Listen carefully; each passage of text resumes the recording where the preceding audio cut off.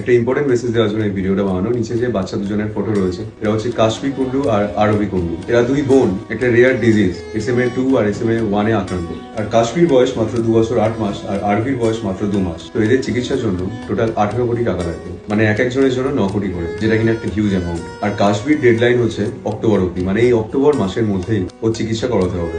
ভিডিওতেই ওদের বাবা মার ব্যাংক অ্যাকাউন্টের QR কোড দেওয়া আছে, তোমরা যেরকম ভাবে পারো কিছু ডোনেট করো। আর এই ভিডিওটা তোমাদের ফ্রেন্ড সার্কেল, ফ্যামিলি সবার মধ্যে শেয়ার করো, যাতে আর কি যে যেমন ভাবে পারে হেল্প করতে পারে। কারণ আমরা সবাই মিলে চেষ্টা করলে এটা অসম্ভব কিছুই নয়। আমরা ডেইলি লাইফে কিন্তু অনেক টাকা মিস ইউজ করি, তো তার একটা পোর্শন যদি আমরা এখানে ডোনেট করি, এই বাচ্চা দুটো হয়তো একটা ভালো জীবন ফিরে পাবো।